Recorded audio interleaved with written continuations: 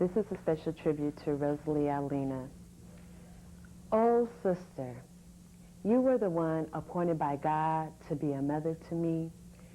You were a gift heaven passed down to me.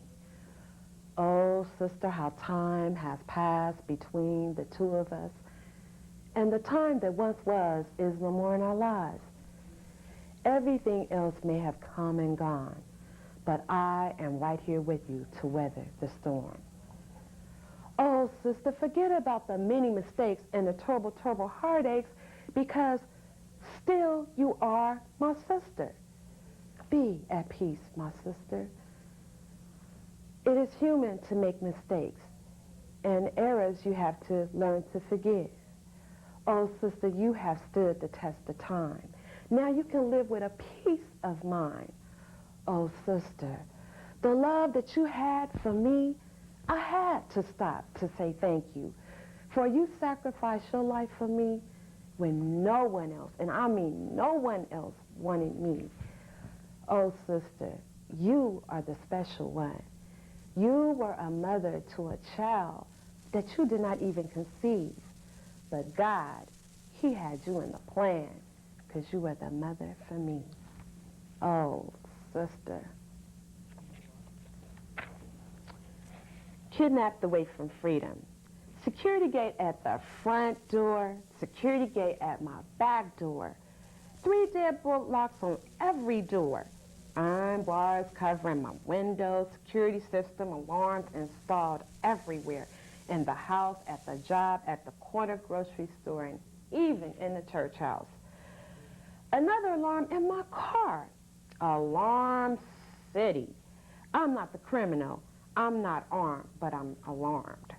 Usually convicts are given sentences, not law-abiding citizens like me. No one ever announced to me, 3 strikes, you're out. No judge even sentenced me 10 years to life. My reality is automatic sentence for life without the possibility of parole. Usually convicts are given a sentence, not law-abiding citizens like me.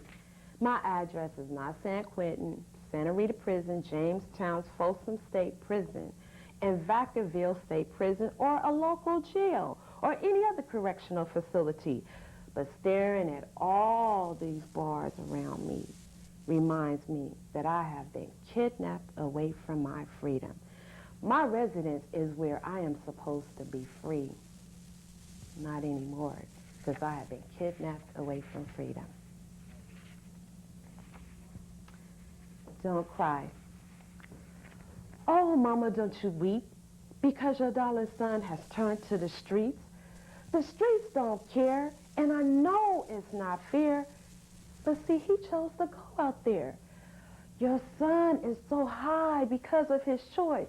He cannot even hear the fear in the sound of your voice. Now, I know your son is doing dope and saying that this is the way he knows how to cope, just like you when you're watching your soaps. But you know what? Don't worry about it, because God is right there. He knows how much you care, because, see, you have done your best. Now your son has to do the rest. Oh, Mama, don't you weep, because your darling son has turned to the streets. A question for you.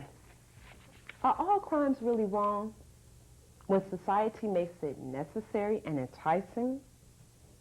We hear that charity begins at home, but with the United States, it begins across the sea. In the United States, you know, that's U.S., we find people getting laid off daily, a scarce job market, and a cost of living that is constantly increasing, a deliberate tearing apart of families, an education system on the downfall, computers and modern technology replacing people. This means that the only way that some have is survival of the streets. If you commit a crime which pays you $100 an hour, you cannot expect $5.25 an hour to logically win. Food, clothing, and doctor bills are due. So, my question to you is, Is it the people who should be locked up or the system shut down? All right. Thank you, Luella. Boy, you know, I read your book, Solid as a Rock I Stand. I read it about 2 months ago, and I was really impressed with it. It's very powerful, very emotionally charged, and you tackle a lot of different subjects: poverty, substance abuse, domestic violence, unemployment. How autobiographical is your writing, or is it really influenced by other people in your life? Some of it does have something to do with my personal life, but also I draw from my surroundings because I live around many people that is in poverty or going through many of the trials and tribulations that I outline in my book. Tell me, who are some of your favorite artists? Who has inspired you in your career? The one that I love the most is Ayanna Van Zandt. I like her too. She's very good. Yeah, yeah. Also, I wanted to just ask you a little bit about when you first got started. I know that you started writing when you were 19 years old, but you actually began a lot earlier than that. When did you start really getting serious about, hey, I can be a writer, I can do this, I can publish a book? When did you know that you had a talent? Well, I really didn't know. It seemed like everybody else saw it in me, but I didn't see it in myself. I was writing for a long period of time, and I didn't even know that I was writing poetry or writing anything of significance. It was a professor by the name of Dr. James Todd that teaches at San Francisco State University. He had saw some of my work, and he was like, I did not know that you were a poet. And I was like, what? And then that's when he told me that I was a poet, and then from there, he was telling me to really continue with it because he saw, you know, real talent in it. And now here you are. Right. Yeah. So what is the message that you want your readers to get from your writing? Well, the whole moral of the title is Solid as a Rock I Stand is basically trying to let people know through all the trials and tribulations that they're going through in their lives that God is my rock, you know, and they might call God a different name, but it all boils down to the same God or the same spirit. And I'm just saying that to believe in that and let that be your rock and your foundation that helps you to be able to stand solid as a rock. Don't let these different trials and tribulations that I outline in my book be a hindrance, you know, and I try to highlight the positive side of whatever negativity that might be trying to hold them down. That sounds great. You have some more poetry for us, right? Yes. Okay, we're going to have you continue. Okay. Bathroom singer. Bathroom singer is who I am. Bathroom singer is my place to jam. Bathroom walls are where I get down. Don't have to worry how bad I sound. Bathroom singer is how I groove. The bathroom is definitely the place that sets the mood. Yes, I know it's my Hollywood zone, but so what if front stage is really my home? Bathroom singer, I begin to sing loud. My neighbors are stomping and screaming, saying, shut up, child. Finally, I step out of the shower. That was such fun, my singing voice hour. Bathroom singer, that's who I am. The bathroom is definitely a place to jam. Sometimes I think I might be flat, but you don't think I care about that. Here in my voice secret place, I get to sing a little and wash my face. Bathroom singing, this is how I get free. The audience and the superstar is guess who? Me, because I am the bathroom singer. My chocolate man. My chocolate brown man is so rich and sweet, from his gorgeous head down to his precious feet. His soul and spirit are full of pride, which can't not be bargained or pushed aside. He accepts and gives unconditional love, making life on earth feel like heaven above. I hope Cupid guides him to where I stand, 'cause here I stand at this tree, wondering, will he really ever find me? You know, they say good things come to those who wait. But here I stand questioning fate, asking, where is my chocolate man? Bedroom identity. Now, you know, it is amazing how so many men brag about their greatness in the bed, but you never see their performance outside the bedroom door. Oh, such sweet spoken words, building towards the ecstasy I've longed for, riding the tide so smoothly, steering me and stirring me like a boat through the water of passion, never at a loss, always in control, ready to conquer all in the bedroom.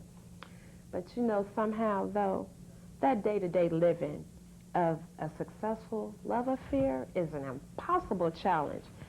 So you know what I did? I made up a new rule.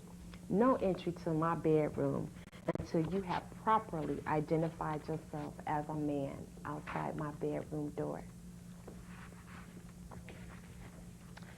100%. You know, they say 99 and a half won't do. Got to have 100% if it's going to be me and you. 100% in loyalty, affection, and mutual commitment. 100% in providing for and helping each other. Taking care of each other and another's baby. Enduring to the end. They say 99 and a half won't do. That's why I got to have 100%, baby, when it comes to me and you. All right, Luella, I just love your writing. I'm sure a lot of women out there can relate to it also. Yes. Now, you recently got an award for your writing. Why don't you tell us a little bit about that? Yes, I recently received an award from the North American Book Dealers Exchange in Oregon, and it was for the Best Book of the Year award in the self-help category. Wonderful. Congratulations to that. Thank you. You're also getting a lot of recognition, too. Locally, you've been doing some book reading. Right. And also academia has noticed you, too. Your book is used at Laney College. Right, Yeah. as a textbook. And ethnic studies. Yes. That's wonderful. Yeah. Any plans for any other books of poetry in the near future? Yes, I am working on You're working on something new. else? Yes. Great. So why don't we hold the book up for people? Once again, it's Solid as a Rock I Stand, and you can get it, I'm sure, at local bookstores. Right. And also we'll have your name and number at our credit roll so people can get a hold of you. Okay? Okay. Thank you so much for coming on the show. All right. Okay. Now, don't go away. We're going to come back and talk about independent bookstores and trying to save them. So stay with us. We'll be right back.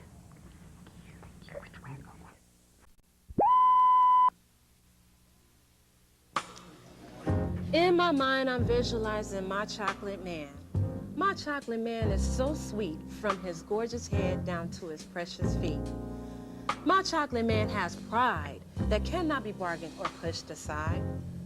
My chocolate man gives unconditional love that is heaven sent from above. When I use the imagery of a man, I recognize that some women play these same games. This is why a man with such love should be handled with golden soft gloves. I was so touched that it brought tears to my eyes. Is that right? Yeah, it was real heavy. Well, thank you. I'm glad to know that you're being affected. I just want to really thank you for that. Thank you. I know that black men go through a lot of struggles, so I want to be able to have something positive to say to them, too. He slammed shut, banged the door, saying he would not tolerate this mess anymore. I chose this poem because when I was very small, my dad was always getting into arguments with my mother. And even though I was small, it affected me because he was always coming home drunk. When it's all over, I'll be able to rest. The reason why I picked this, because last holiday I was in an accident which almost took my life. I'm holding back, but it's real though. And it meant something. I'm really glad to be able to see that you welcome the material into your life, into your heart, and into your time, and that you find a connection with it. Being a self-publisher is very difficult, as well as being a poet. But when you start looking and remembering these moments, it makes you feel like I still got to do this. I don't care who's telling me no.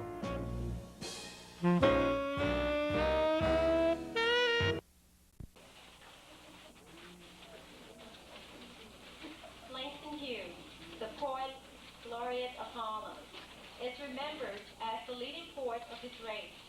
He mastered the entire literacy spectrum from poems to novels. Walking in the footsteps of the famous Langston Hughes is the talented author, poet, and staff member, Ms. Luella Hill, to offer a section from her book titled The Reflections of My Mind. Ms. Hill.